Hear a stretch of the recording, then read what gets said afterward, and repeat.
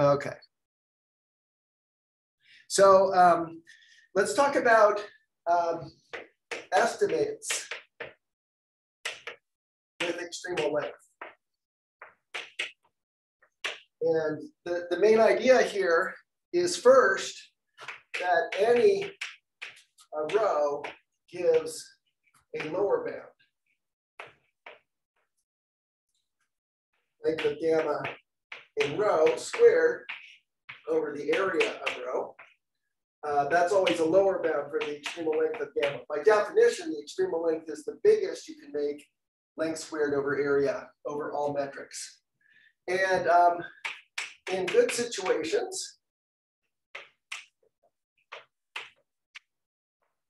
we have two path families, gamma and gamma prime, such that their product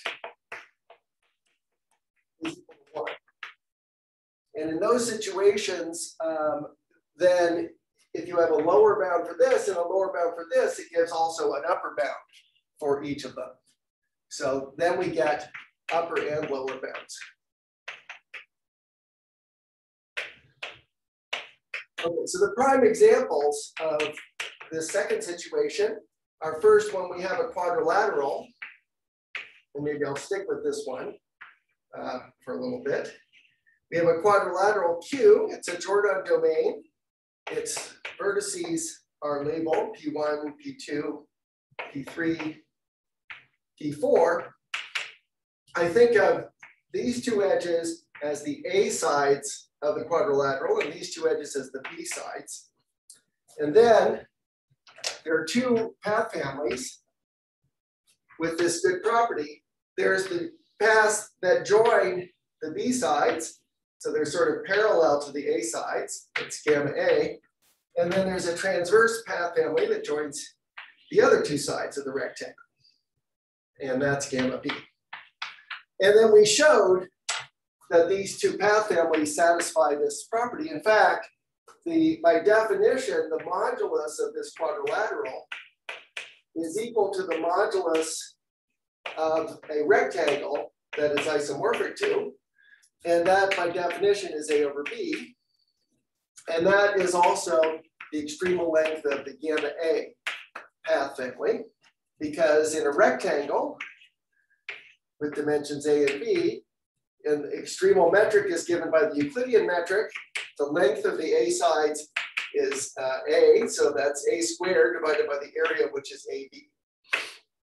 And on the other hand, there's also this B family, and the extremal length of the B family is the reciprocal, B over A, which is 1 over the modulus. Okay, so a neat example of this is a neat consequence, which was proved by Vesicovich, is let me draw a new picture just to freshen your palette. So suppose we have a rectangle-like region in the plane. Two opposite sides are labeled alpha and two opposite sides are labeled beta. Let me call this S. Of course, secretly it's a quadrilateral. Then we have this theorem, which is that the area of S is greater than or equal to the Euclidean distance from alpha to alpha prime times the Euclidean distance from beta to beta prime. That was proved by Vesicovich. I like this because it makes no reference to complex analysis, even though that's used in the proof. And the proof is you let rho be the Euclidean metric. Then what is the length of this first path family, gamma A? The shortest path in that family is just given by the shortest distance of an arc connecting B to B prime. So that shows that lambda gamma A in the Euclidean metric is equal to the distance from beta to beta prime divided by squared, divided by A. A is the area of S. And and similarly, the extremal length of gamma B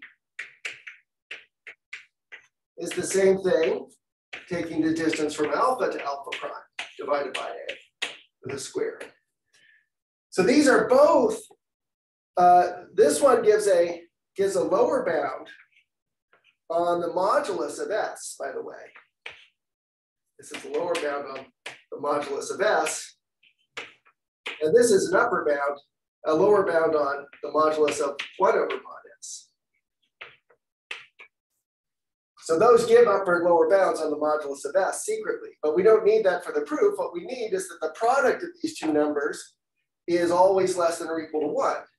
So we just take this property here, the product of those two dual families, extremal lengths is less than or equal to 1, and we computed them on the nodes. And so what we get is d alpha alpha prime, d beta beta prime, all squared divided by a squared is less than or equal to 1. And then rearranging terms gives this statement here. Okay, so that was a warm-up in the use of extremal length and emphasized the point that whenever we have a metric, we can use that metric to get upper and lower bounds on extremal length. We may not be able to get the extremal length exactly right, but we can get good estimates. Okay.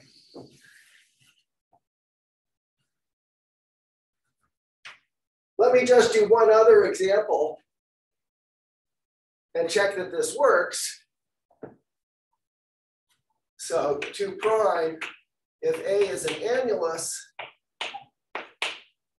then the extremal length of gamma theta times the extremal length of gamma r is always less than or equal to 1.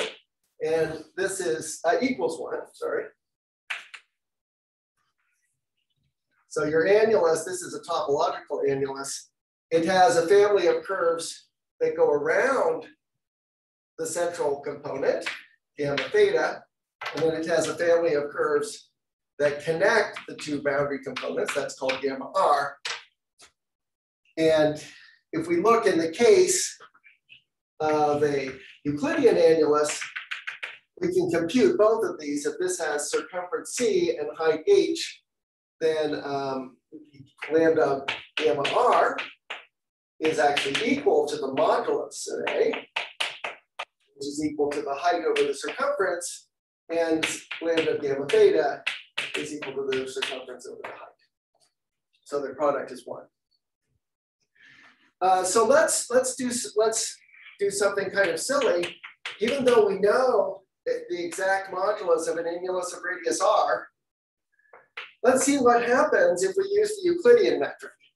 The best metric is not the Euclidean metric. The best metric is the metric that makes the annulus look like this. But suppose we just use dz. And we compute these two extremal lengths. Let's verify that their product is less than or equal to 1. So, so my annulus is this region here. And okay, so let's compute lambda of gamma theta with respect to the Euclidean metric, and lambda of gamma r with respect to the Euclidean metric. And what do we get? Well, the first term is, we need to know what's the shortest curve in the theta family with respect to the Euclidean metric. And of course, that's just the inner circle. Any loop that goes around the inside can be projected to the inner circle. That's a distance decreasing map. So the length of gamma theta in the Euclidean metric is 2 pi. So we get a 2 pi squared on the top divided by the area. And the area is, well, it would be pi r squared with a capital R for the outer circle, and then pi times 1 squared for the inner circle. And similarly, if we look at the radii, Well, obviously the shortest path between the inner and outer circles in the Euclidean metric is just a radius, which is length r minus 1. So we get r minus 1 squared over the same area, pi r squared minus 1. Okay, now if there's any justice in the world, the product of these two things should be less than or equal to 1. So let's see how that works. So if we take the product of these two quantities, we'll get 2 pi squared times r minus 1 squared on the top. That's these two things. And then divided by pi squared. And now I'm going to factor this as r minus 1 squared times r plus 1 squared. And we get a lot of cancellations. The pi squareds cancel out. The r minus 1 squareds cancel out. And we're left with 2 over r plus 1 squared. And since r is greater than 1, this is certainly less than 1.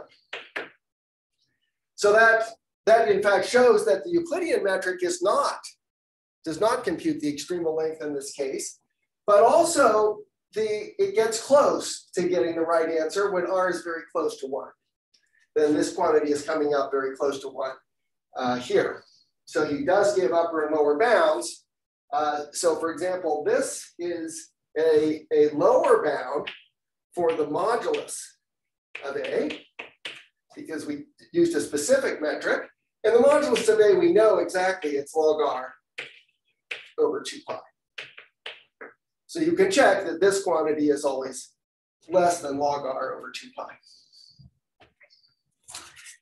Now, this raises a question of when can we know that the metric we've chosen is the optimal one? Because the reason we're very happy with annuli and rectangles is we know that if you take an annulus, it has lots of conformal metrics on it, but the obvious one that makes it look like a tin can is the one you should use to compute extremal length.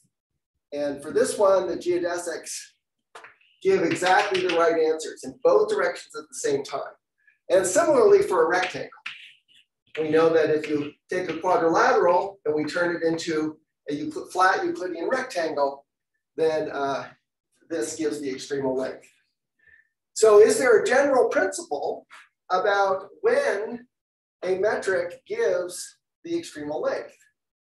And the answer is yes. This is furnished by Virulence theorem. So this is a very nice general result to know.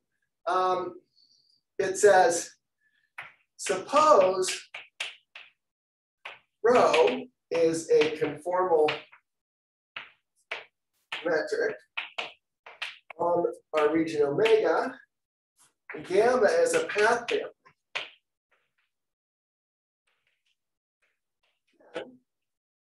Rho is extremal. By which I mean the extremal length of gamma with respect to this metric is the optimum. If, this is not if and only if, the measure rho squared on omega is a continuous linear combination of, I should say, continuous positive linear combination of the measures rho restricted to gamma, where gamma is in gamma, and it should be a geodesic. So such that gamma is in gamma is a geodesic, by which I mean the length of gamma in the rho metric is equal to the minimum. in the length of gamma in the rho metric. In other words, it's the imp over all admissible paths of the length of, maybe I should call this delta, of delta in the metric rho. Okay, so this is, it might sound kind of technical, this business, a continuous positive linear combination. But let me give you an example where this applies. So if we let rho be dz on the rectangle RAB.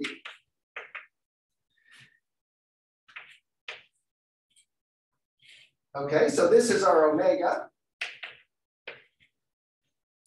And we let gamma be gamma A, the horizontal path family. Then these are geodesics here. So these measures, see, when you take rho and you restrict it to a geodesic, it gives you a measure on the plane. The measure of a set is just the length of the part of gamma inside of that set with respect to the rho metric. So you can think of a metric restricted to a curve as giving you a measure. The total mass of that measure is the length of the curve. And now, how do you get area measure on this rectangle? Well, you can think of it as you take a horizontal line and then you sort of smear it up and down. Or another way to put it is if you want to average a function over this rectangle, you can do it in the following way. You choose a line at random, a height at random, and then you average it over the corresponding horizontal line. That gives a random variable, and the expected outcome of that random variable is, in fact, the average over the whole region. So another way to say this is that rho squared is dx dy. And we can think of this as being the integral from 0 to 1 of dx restricted to the line at height y, dy. And this line at height y, the red horizontal line at height y, this is a geodesic. And dx is in fact the same as the restriction of the Euclidean metric. So this is an example of rho restricted to gamma. And what we've done is we've taken these measures and then we've taken a positive linear combination. If you think of an integral as a limit of sums, this is a weighted sum of the measures on the horizontal line. So we take all horizontal lines and combine them linearly. So there's various ways to make this more precise, but I think the intuitive idea is fairly clear. Okay, so let's give the proof. The proof is very fast. So the proof is first, so let's let alpha be another conformal metric.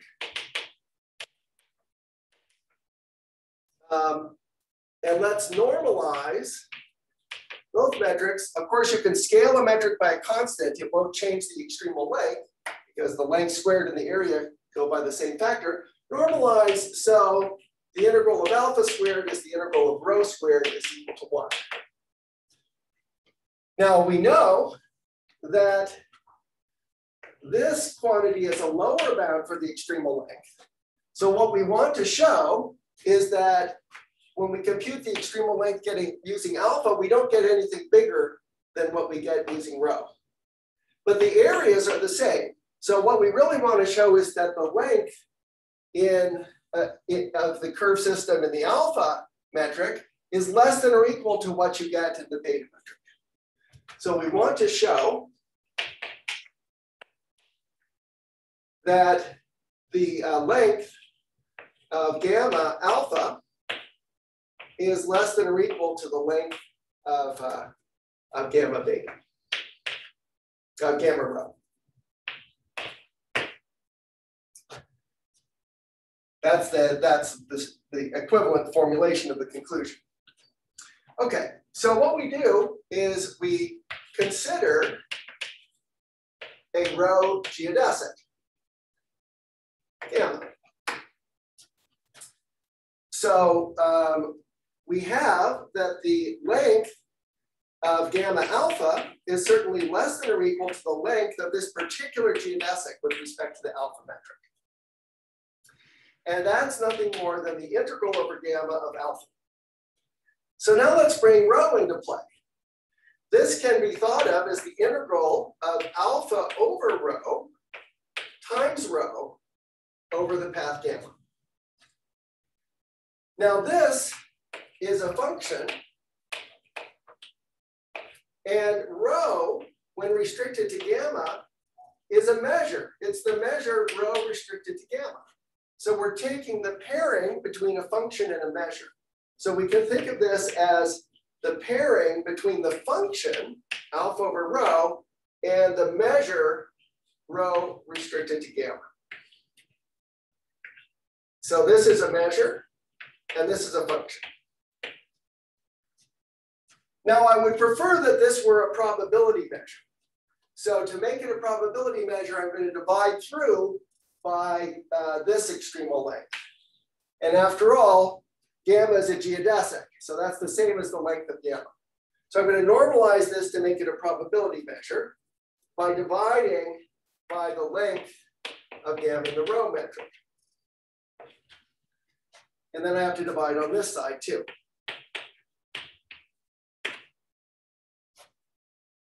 Okay, so we get that now this is a probability measure.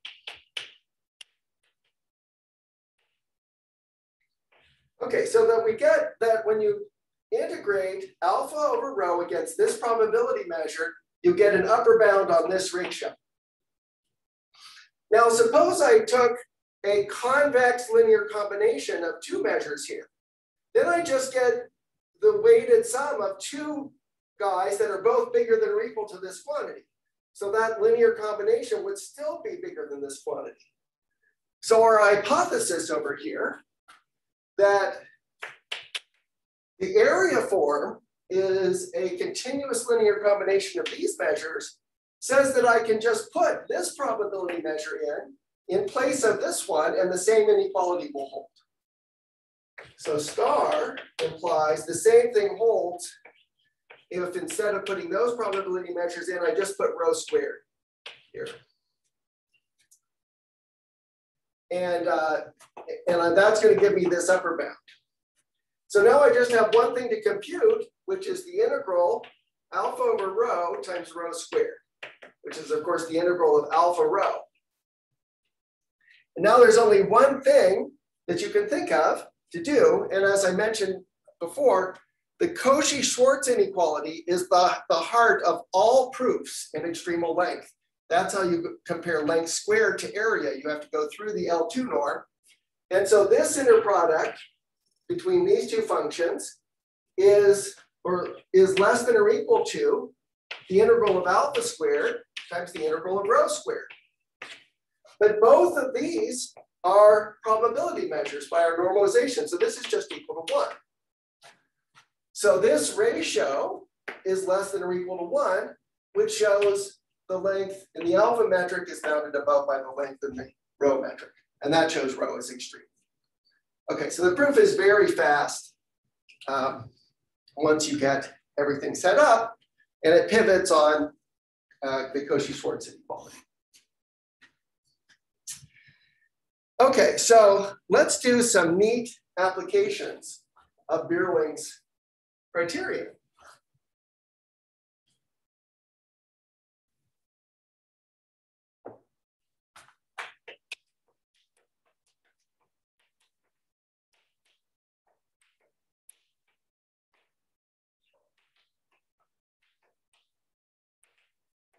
So first,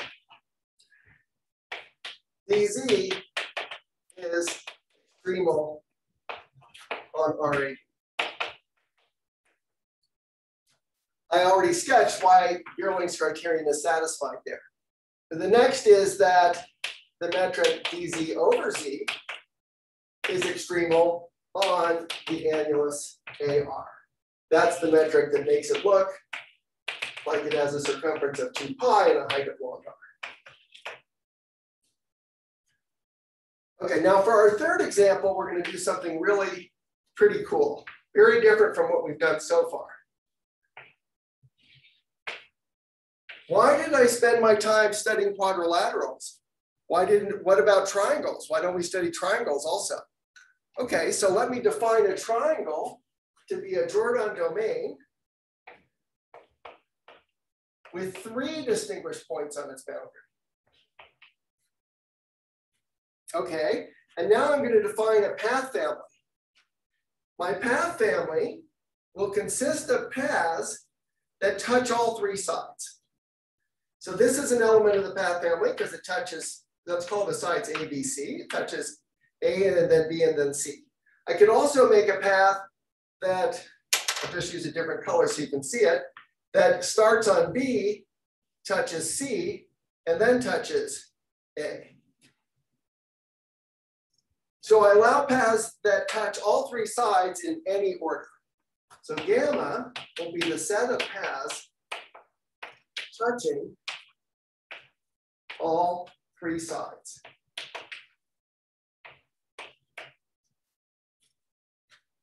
And now I can define a new invariant of triangles.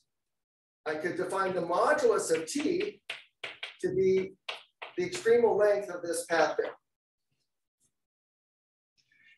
Okay, now that is a conformal invariant of T.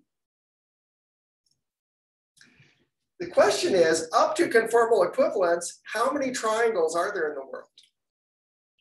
We saw that the quadrilaterals depend on 1 parameter. How many parameters do you think a triangle depends on?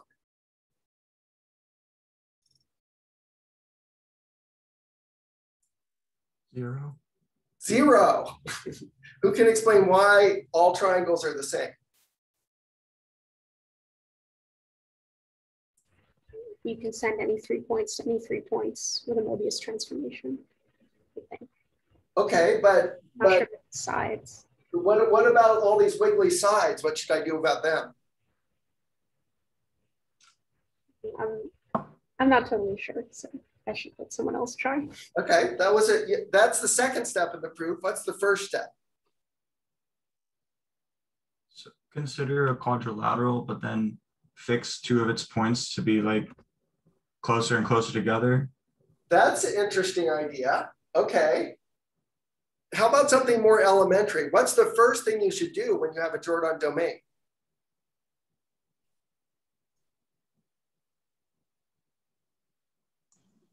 Compute the Riemann mapping. Yes. So this T is, of course, isomorphic to the unit disk. So the first thing we do is we apply a Riemann mapping to change this domain to the unit disk. And now we can apply Catherine's comment.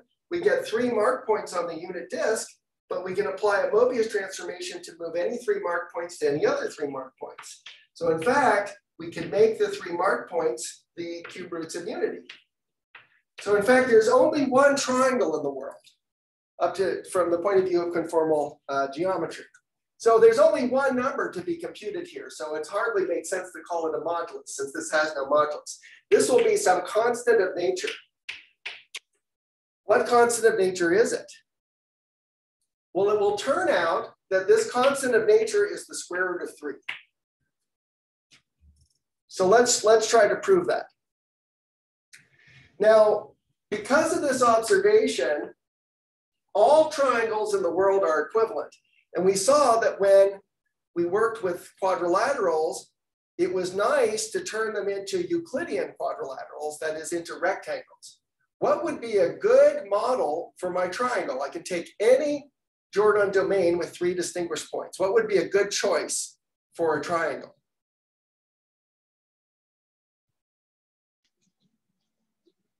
Equilateral triangle? Yeah, why not? Make it as symmetric as possible. So it suffices, since everything's the same, we're allowed to choose whatever we want for T.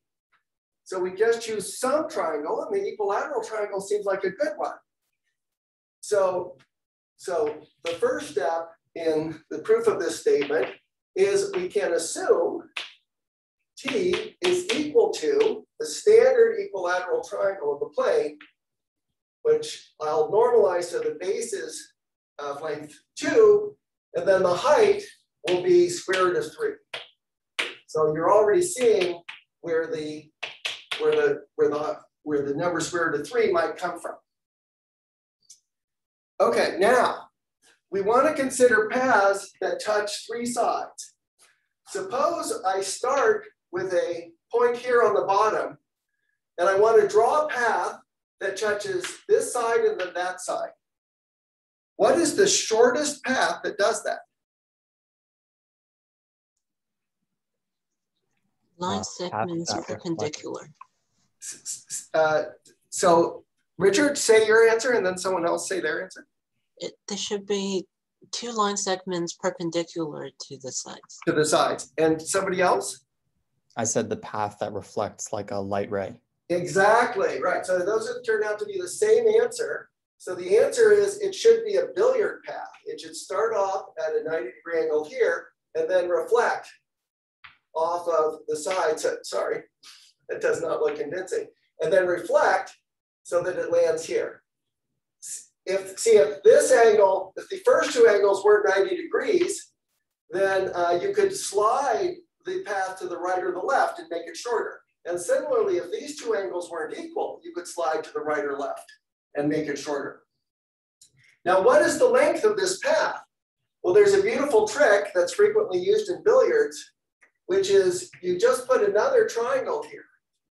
And instead of making this path bounce when it hits the side, you just let it continue into this imaginary reflected triangle. And now you see the length of these 2 edges is the same. And so the length of this path is exactly the height of the triangle. So we try rho is equal to the Euclidean metric, and we get that the length of the geodesics are all the same. It's the square root of 3. The area of the triangle is 1/2 base times height. So the base is 2, that cancels, so the area is also the square root of 3. And so length squared over area is equal to the square root of 3. Well, that's definitely a lower bound for the length of gamma. Now, if we could just show that Virulence criterion applies, then we would be able to prove that this is the exact answer. Why does Virulence criterion apply? So we have to somehow take these geodesics and use them, continuous combinations of the geodesics, to create area measure on T. So let me do a little experiment. I'm going to take the geodesics that move along this segment of length 1. I'm just going to see the region they sweep out in the triangle.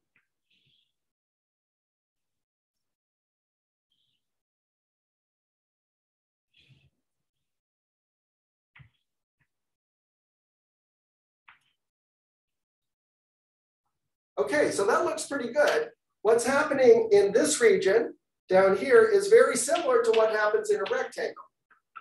We have a bunch of arcs with arc length on them, and they sweep out a region, then we get its area. So in this region, we actually get the area form on the area measure on the triangle. And in this region, we get the area measure times 1. But what about in this region? Every point in this region lies on 2 lines. So in this region here, unfortunately, sorry, this should go all the way down to here. In this region, unfortunately, we get 2 times the area. Uh-oh. So we didn't yet express the area by sweeping it out with the geodesics. But here's what we did do. If you take your triangle and you barycentrically subdivide it, so we break it into 6 smaller triangles, A, B, C, D, E, and F. What we have shown now is that the measure, the measure on this lower triangle is B. So we've shown that the area measure B plus then this little bit up here, that's E, plus 2C plus 2D is in the span of the geodesics. And what we want to show is that this measure A plus B plus C plus D plus E plus F is in the span of the geodesics. Unfortunately, we haven't quite done that. But let's think about what we have done. So let me write those weights down. We have A, B, C, D, E, F, and we were able to get the weights 1, 2, 2, 1, 0, 0. Okay, but now we can take our triangle, we can use symmetry, and we can just rotate it by 60 degrees and take paths that start on this edge instead of starting on this edge. And that will have the effect, since I cyclically ordered the regions, of just scooting these weights over by 2. So I can also get this guy, which would be 0, 1, 2, 2, 1, 0. And then rotating one more time, I can get 2, 2, 1, 0, 0, 1. And then amazingly, if I sum the columns, I get 3 in all 3 columns, in all 6 columns. So in fact, area measure can be written as a linear combination of geodesics, even though it's a little bit complicated. And that verifies that Virulence criterion is satisfied, and therefore this is the extremal length of that path field. Okay, now there's an interesting question that's raised by these examples. You can get lulled into the belief that the extremal metric is always flat. We've seen 3 cases: rectangles, annuli, this weird case with a triangle. The extremal metrics are all flat.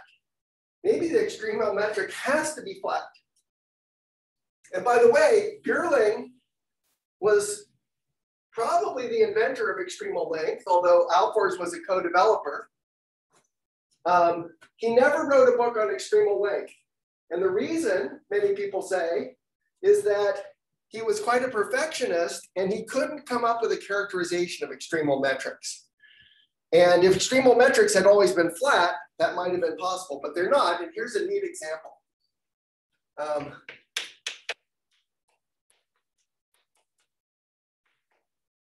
So we're going to take my domain to be RP2. Oh my gosh.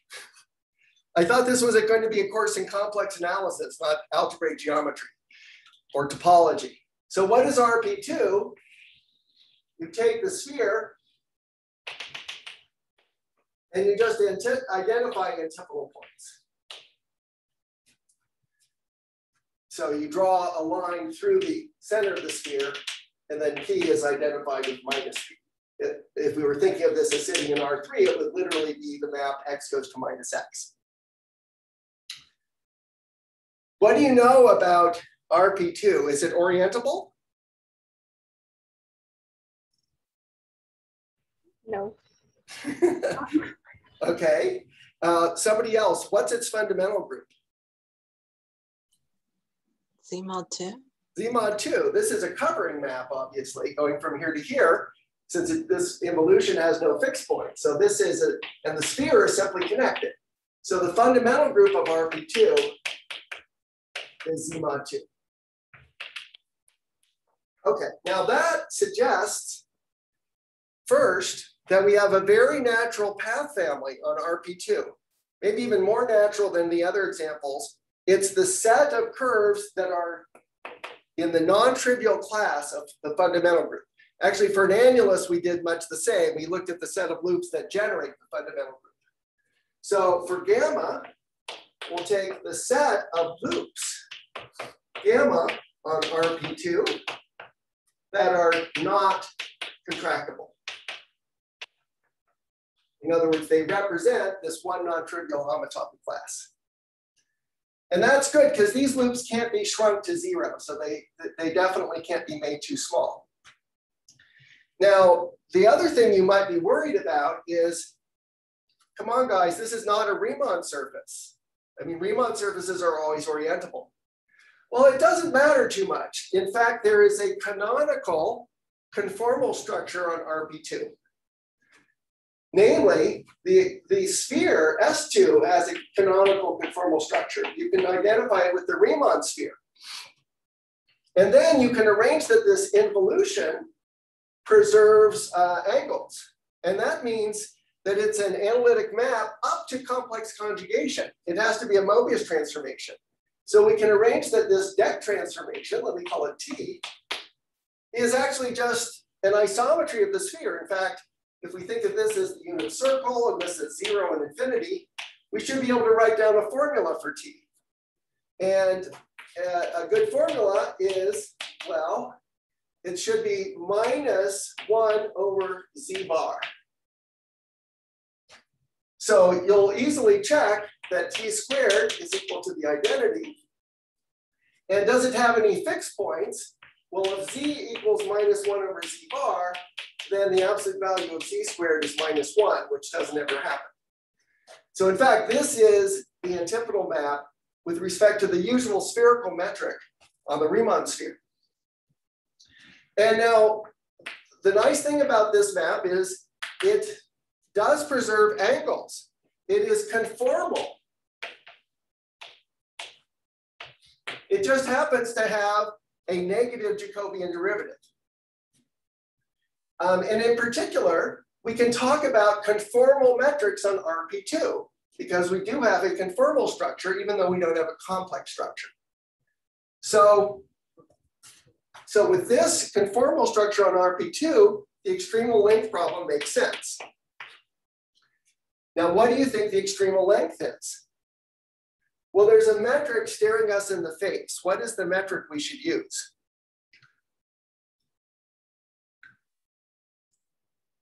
The spherical metric? Yeah, we just use the spherical metric because the spherical metric on the Riemann sphere is invariant under the antipodal map. So we let rho be 2dz over 1 plus z squared on the Riemann sphere. I only write this down just to emphasize that it really is a conformal metric we can get our hands on, but we're going to do all our thinking geometrically. So in this metric, first, what is the area of RP2? Well, it's 1/2 the area of the 2 sphere. And the area of the unit 2 sphere is 4 pi r squared, which is 4 pi. So it's 4 pi over 2, which is 2 pi. Okay, now what's the length of this path family with respect to this metric? So upstairs, what we will be considering is a path that joins a point on the sphere to its antipode. We could think of the example of the North and South Pole. So there is a path that goes from the North to South Pole that looks like this. Actually, there's many paths. All the lines of longitude are geodesics for this metric. And in fact, they're the paths of minimal length. So, and what is the length? Well, you go halfway around the circle. And then remember, this point is glued to this point. So that gives a path on RP2 in the non-trivial homotopy class. So the length of this path family is not 2 pi, but pi, enough to go halfway around the sphere. And therefore, the extremal length of gamma is, it looks like, let's say in this metric row, is length squared over area. So that's pi squared over 2 pi, which is pi over 2. And in fact, this is the extremal length of gamma. Okay, now why is this the extremal length of gamma? Well, there's a beautiful fact about measuring area on RP2, or equivalently measuring area in the Northern Hemisphere. So if I wanted to compute the measure of a set in the Northern Hemisphere, sorry, let me go with set B. If I want to compute its spherical area, one thing I can do is just take a great circle at random. and see what the length is of its intersection with E. And that will give me some sort of measure, and it will be invariant under the rotation group because everything's natural. Well, the only measure that's invariant under the rotation group is Lebesgue measure. So by symmetry, that measure has to be proportional to the area form on the northern hemisphere. And of course, the northern hemisphere maps surjectively onto RP2. So that shows that the area form on RP2 can be thought of as follows. It's a linear combination of the length measures along great circles, which are, by the way, simply straight lines in RP2 in its usual geometry. And this so-called Crofton's formula, which expresses the area in terms of the intersection with a random circle, shows that the area form lies in the convex hull of the length measures you get from geodesics.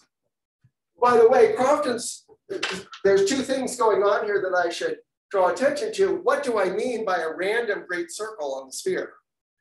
That's easy. You pick a point on the sphere at random with respect to area measure, and then you take the perp of that. In other words, you look at the orthogonal plane and you intersect it with the sphere. That gives the corresponding great circle. So that gives a measure on the space of great circles, and the average of the great circles with respect to that measure is the area form on the sphere. That's an instance of Crofton's formula. There's a whole story about the same thing in the plane. You have to construct a measure on the space of lines, and the area of a region is its expected length of the intersection with a random line. And you can use this to compute pi by throwing needles on a floor with parallel boards. But I won't go into that story. I'm just alluding to the fact that we're connecting this to this topic in integral geometry. But what is the conclusion here? The main conclusion is not only do we get a computation of the extremal length, but we see that the metric involved, this one, was not flat. That's one of the interesting features of this example. Okay, let me do one more example, as long as we're doing topological cases. So what we see is it's nice to have some fundamental group around, because then you can pick an element in the fundamental group and use that to define a path family.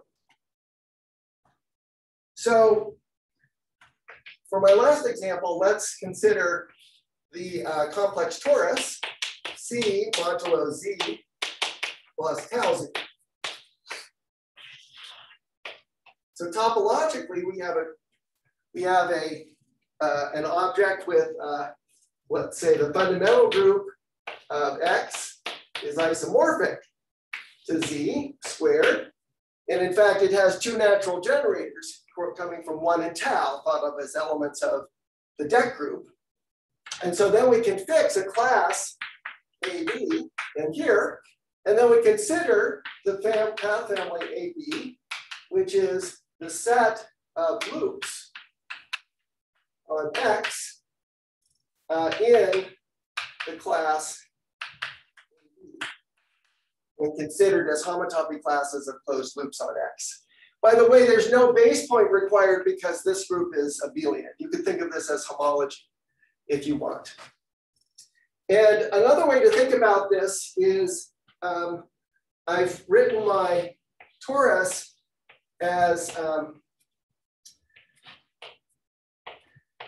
the quotient of the upper half plane by a specific lattice. So a fundamental domain is this this period parallelogram. And then what's a path? What's a path of type AB? It's a loop on the torus. And let's imagine that it starts at 0, just for concreteness, goes around and comes back to 0. It's a path gamma such that when I lift gamma to the universal cover, starting at 0, then it doesn't necessarily close. In fact, I don't want it to close. I want this element of pi1 to be non-trivial. and it ends at A plus B tau.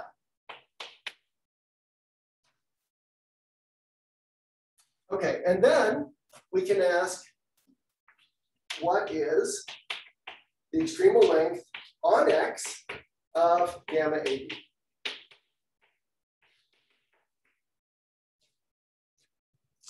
So this is pretty neat. What shall we try?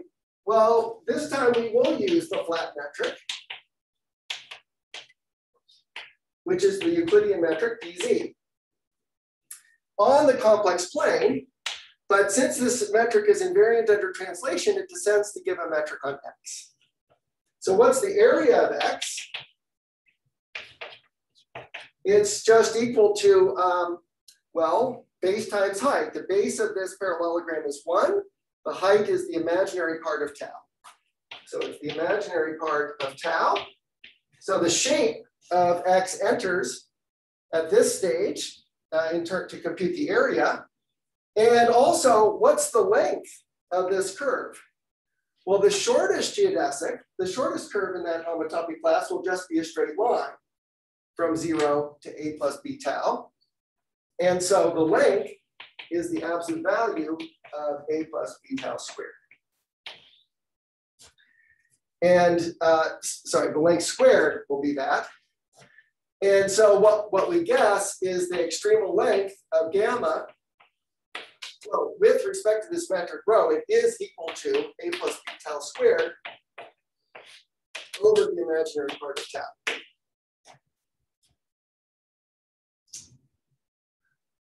tau. And I claim that this metric is indeed extremal. Why is it extremal? It's extremal because if we take on the torus a geodesic in a given homotopy class, and then we just foliate the torus by parallel copies of that geodesic sweeps out the standard area form on the torus. So as an example here, we might look at the case where AB is 1, 0.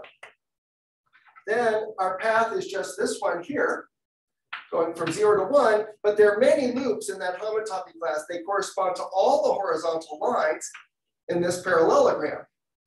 And of course, if you average these horizontal lines with respect to height, you get a multiple of the area form on the parallelogram.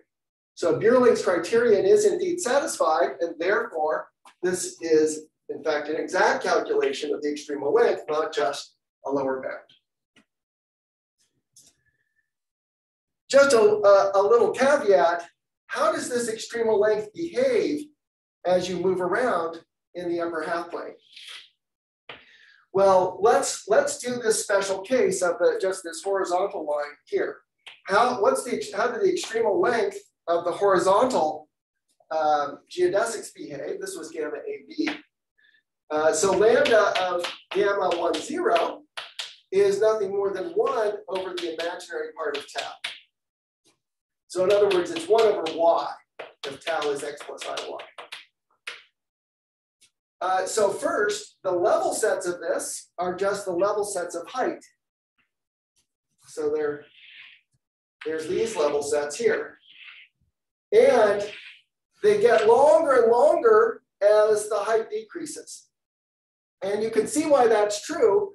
For example, if tau is very small, if it's up here at IY, where I is small, and we have 0, 1 like this, then our torus looks very long and thin. And the curves we're considering are the ones that go around the torus the long way. So as expected, their extremal length goes to infinity as you approach the real axis. Now you might ask, okay, but what does gamma A over B look like? Gamma AB look like? And the interesting thing is that there's this action of SL2Z on, it acts on the upper half plane by Mobius transformations. And the image of these vertical lines under a Mobius transformation, under an element of SL2Z that sends 0, 1 to this new class AB, the image of these horizontal lines under a Mobius transformation are just the level sets for a new function, the one corresponding to A and B. And so in general, the way the level sets look for typical AB is that they're circles tangent to the real axis at a certain point. And just as these lines are circles tangent to the real axis at the point at infinity. So these are the level sets of gamma AB. And now you might say, that's interesting, but what is this point right here? Well, that's the point where the numerator of the mapping vanishes. That's where the extremal length is going to 0. See, as we go to infinity in the upper half plane, that's going the opposite direction. We're getting tori that are long and thin this way, and the extremal length of the horizontal curves is tending to 0. So where does this tend to 0? It tends to 0 when tau is equal to minus A over B. So this is what the level sets of the extremal length of gamma AB look like. There's circles resting on the real axis at minus A over B. Okay, so that's a pretty thorough discussion of how to apply Virulence criterion in many different settings. Any questions on what we've done so far, whipping through Virulence criterion in these examples?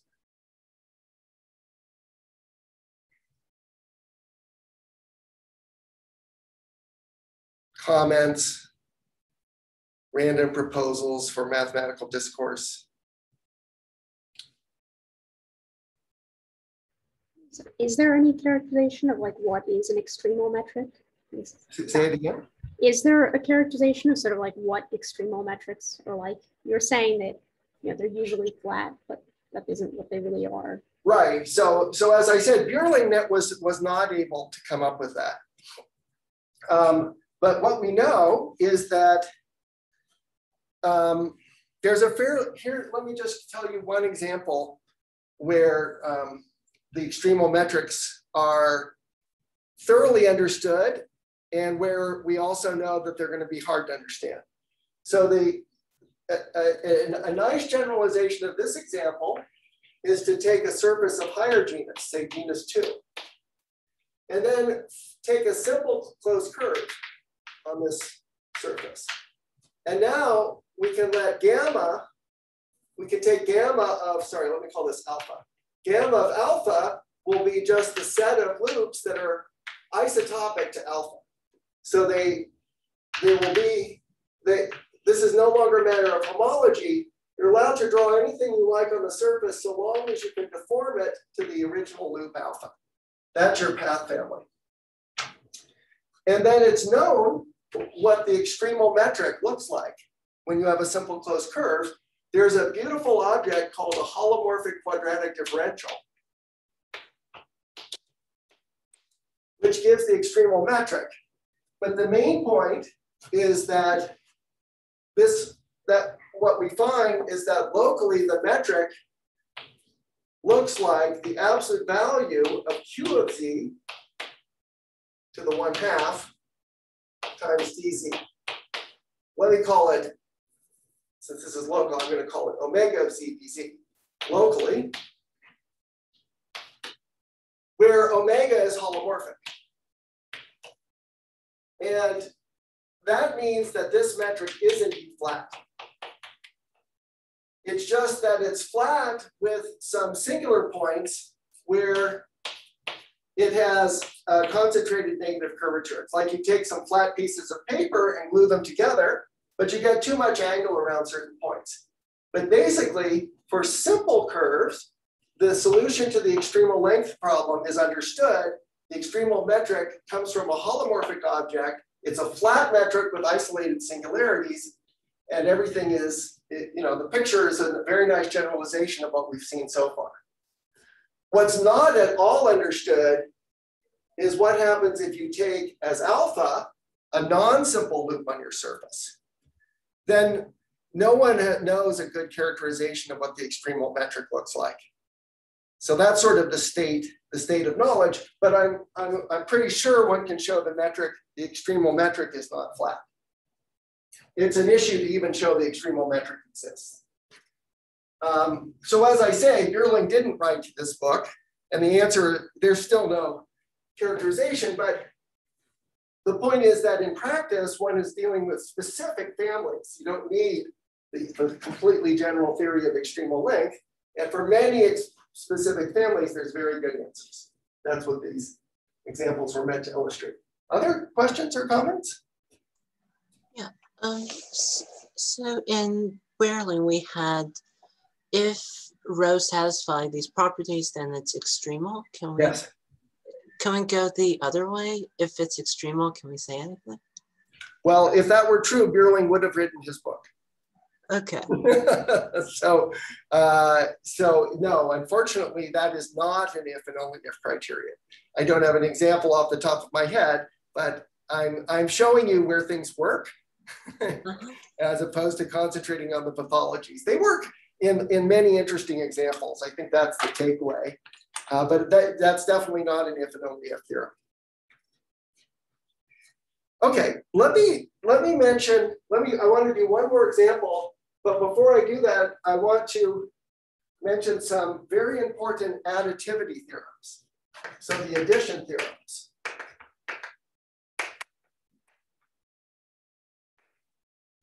So the first one will be for annuli.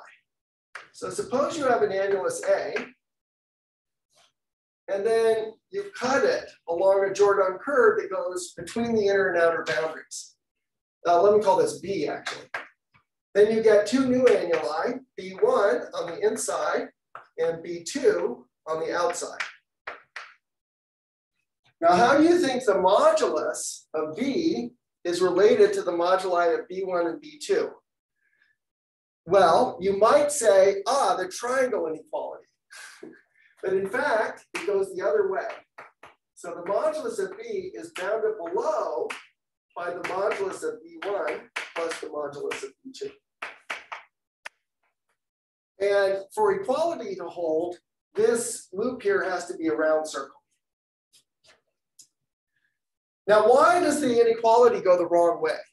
This should be almost obvious. You see, if I choose this curve, so that part of the curve goes very close to the boundary here,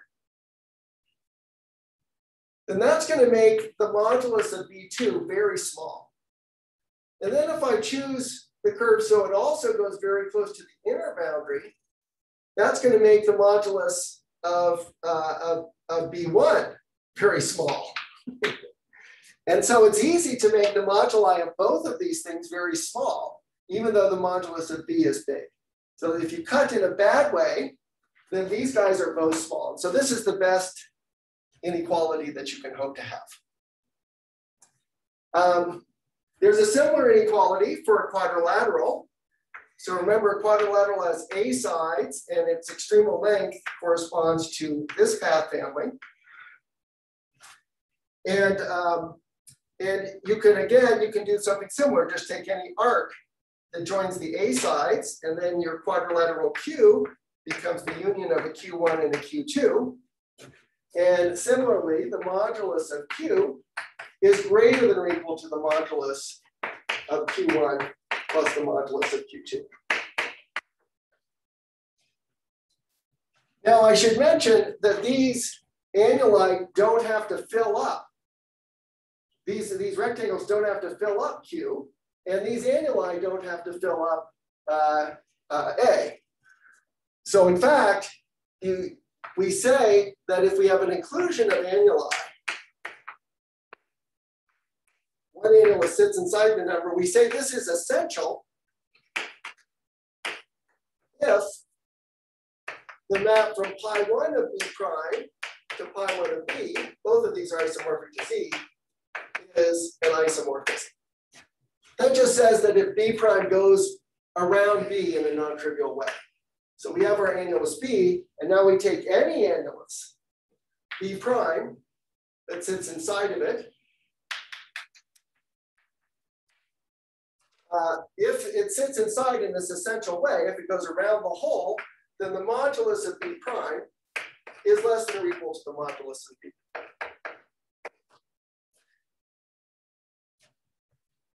So annuli get bigger. Well, so there's a, when you make the annulus bigger, its modulus goes up. This, by the way, you can prove using the Schwartz lemma, because the length of the core geodesic of B prime gets shorter when you include into B, and the reciprocal of that length is proportional to the modulus. So if you just want to vary your technique a little, the Schwartz lemma can be used to prove this. But I'll give the proof using extremal length. And all of these proofs are similar. And it's even true that if we were to put many disjoint annuli inside of B, then we would get that this is greater than or equal to the sum of the moduli of the BI that goes from 1 to n. As long as the annuli are disjoint and essential, their sum gives a lower bound on the modulus. So let me prove at least this statement. Because it's very elementary, but it gives a useful insight into how extremal length works. So the proof is we let gamma be gamma r of B. So we're interested in the paths that join the inner and outer boundaries of B. And what we know and what we want, and of course the modulus of B is equal to the modulus of gamma r, the extremal length of gamma. And this is greater than the extremal length of gamma in any metric row. So what we do is we let gamma I be the extremal metric on BI for its radial path family.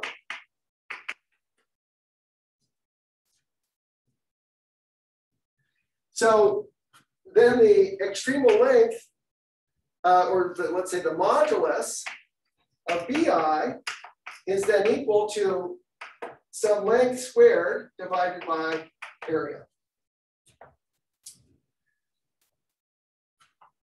Now I can scale this metric to make the length and the area have whatever ratio I want, because one scales by t, the other scales by t squared. So I'm going to do something really interesting here.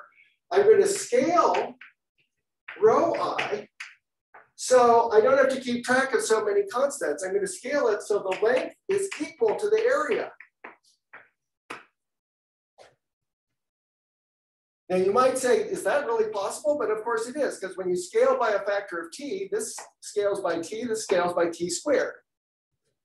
So you can arrange that the lengths and the areas are equal. And then I let rho be rho 1 plus rho 2 on my big annulus B. And now I look at this path gamma. Let me draw my B's in a little bit more generic configuration here.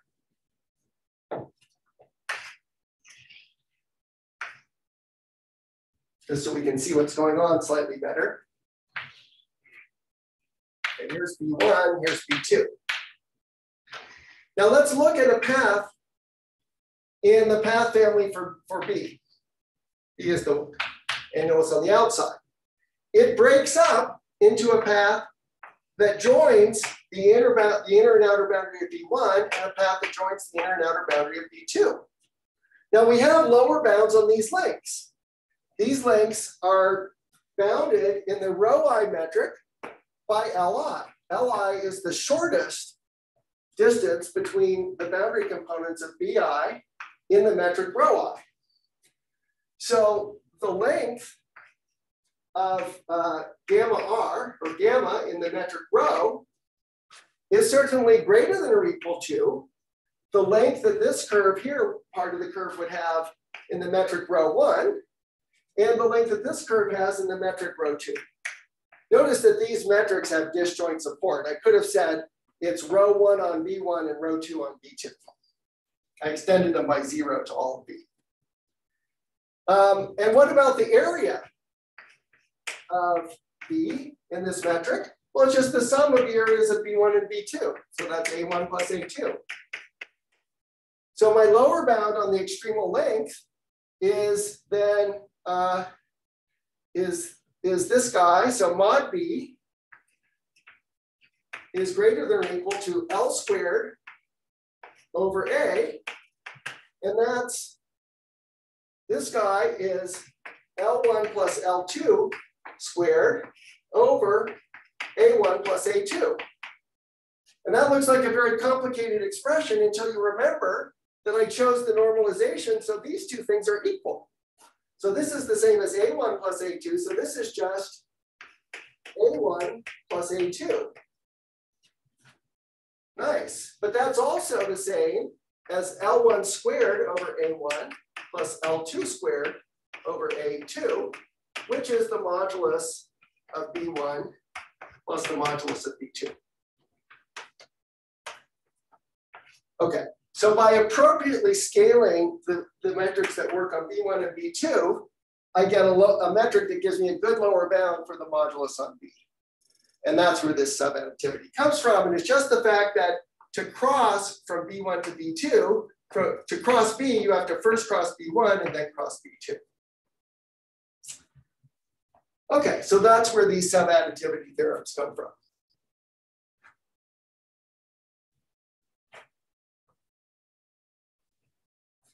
Well, there's one more example I want to do, but maybe I'll save it till next time so I can do it leisurely. Let me instead end with a comment on an alternative definition of the modulus of A, where A is an annulus. So one thing you'll notice is that we spent a lot of time in this course talking about harmonic functions, and then we started talking about extremal length, and we stopped talking about harmonic functions. Can we use harmonic functions to give an invariant, a conformal invariant of an annulus?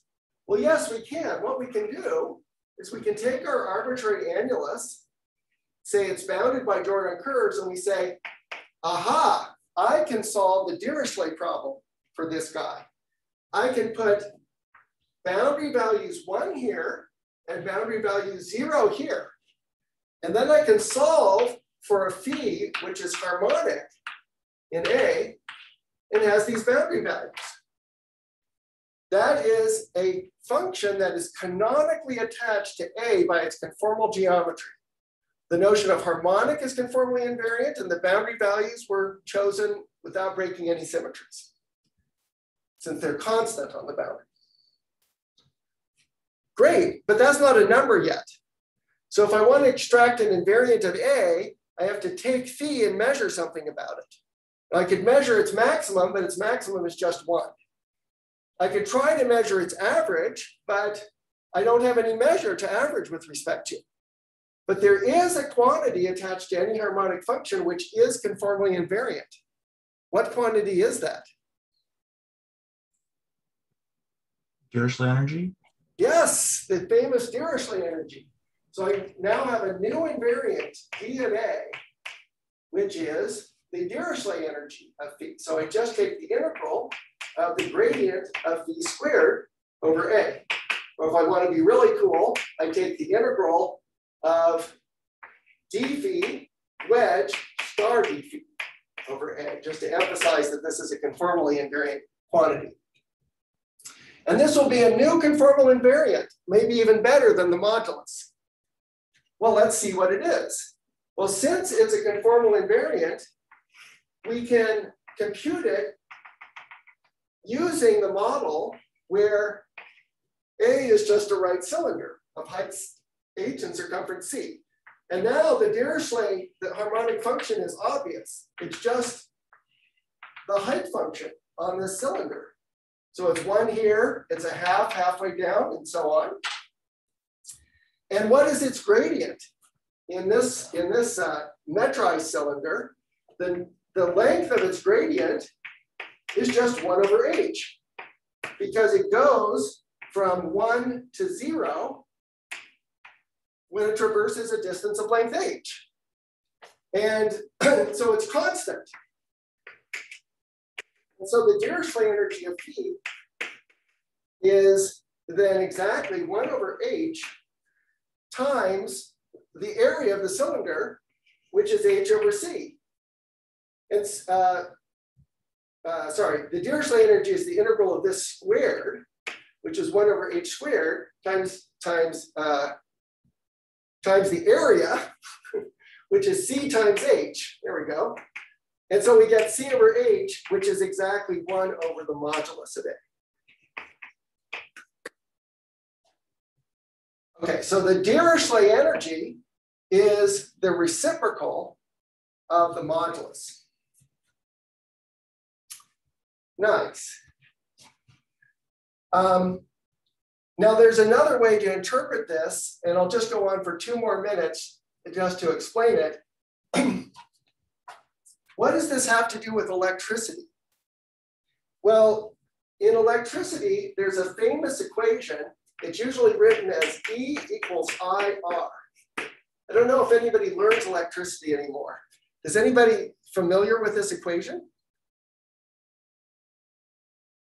So Henry, you're nodding.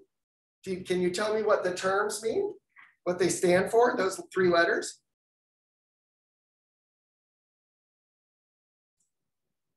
Actually, I think I was remembering V equals IR. So. Yeah, that's right. So this is too hard for students. So it's now written as V equals IR. Oh, okay, yeah. Voltage equals resistance times current. Exactly. Okay. So this is a basic equation of electricity. And what it's telling us is that there's 3 invariants attached to this cylinder. First, there's the voltage drop across the 2 ends of the cylinder. The voltage drop is equal to 1. We went from 1 to 0 in going across this cylinder, or from 0 to 1 going up. Then there's the amount of current flowing through the cylinder. Now, what's the current? The current is just the flux of the electric field through one of these horizontal circles, or it's the flux through the top or the bottom of the cylinder. Since this is harmonic, the flux is the same all the way up. So the current is the flux, which is the integral of the gradient along a circle. So that's C over H. And then the resistance is, when you put this into a circuit, it's how much it impedes the flow of electricity through it. So the resistance is what it is. Let's call it R. So what we see is that the voltage, which is 1, is equal to C over H times R. So this quantity, C over H, can be interpreted as the current. And its reciprocal, which is the good old modulus of A, can be interpreted as the resistance of A. So in other words, the resistance of an electrical component made out of some fixed material is a conformal invariant. And that's a beautiful fact. So if you buy a resistor, and it's pretty small, resistors look like this. They have color codes that tell you what their resistance is, and then there's 2 wires at either end. If you buy a resistor that looks like this, and then somebody says, would you prefer to buy this resistor? And you notice that this resistor, of course, we're living in a 2-dimensional world. We notice that this resistor is just a rescaled copy of this resistor. You know right off the bat they have the same resistance. And you might say, how could that possibly be? Because this resistor is a lot bigger, so there's a lot more room for the current to go. This one, that has to go through this narrow area. but the current has to go farther in this resistor because the height is twice as big. And so it has more room because the circumference got bigger, but it has to go farther because the resistor got bigger in height. And since you increase both those factors at the same time, the resistance stayed the same. So this is an interpretation of the modulus, both of a cylinder and an annulus, is that it measures the resistance of these objects as electrical components. Okay, so we'll do one last example next time and then start on random walks. Please read the course notes chapter on random walks and also the chapter 1 of Dinkin and Yuskevich to get oriented for this upcoming subject. Okay. Thank you.